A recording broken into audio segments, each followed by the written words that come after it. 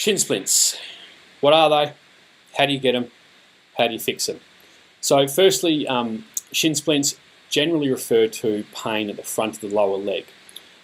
Firstly, see a medical practitioner, healthcare professional, whatever, rule out an actual stress fracture of the tib or the fib, a full fracture of those bones, or compartment syndrome.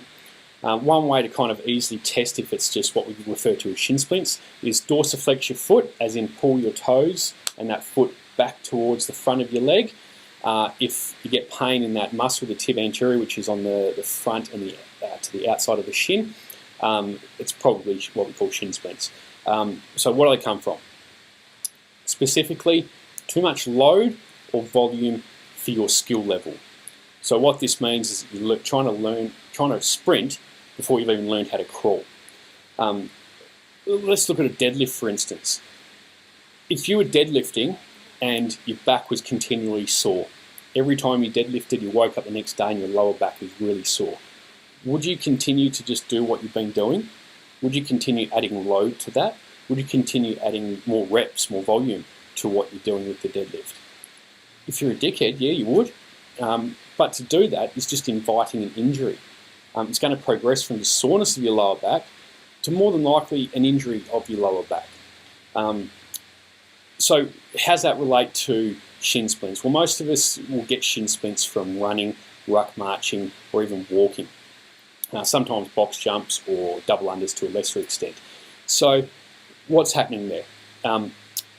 What's happening with when you're doing your deadlift and you're getting a sore back?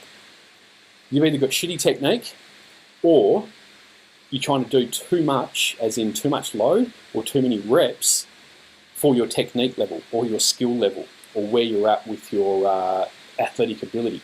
So in other words, let's relate it to the deadlift. If you're doing 100 reps at 100 kilos, but you can only maintain technique for 10 reps, your likelihood of getting injured after that 10 reps between 10 and 100 is pretty high. Likewise, running. If you can only maintain technique for 500 metres, what happens if you go out and run 5Ks? Chance of getting hurt or getting shin splints is pretty high. So we generally have a three-pronged approach to addressing shin splints. Fix your technique, okay? First and foremost, fix your run technique. All comes down to that. Then we look at mobility and stability. Specifically, do you have good mobility through the ankle, good range of motion through there, and do you have good stability through your feet and lower legs? Without addressing all three of those things, not four, all three of those things, you're more than likely going to get a reoccurrence of the shin splints. It's just going to keep cropping up. So technique, mobility, stability.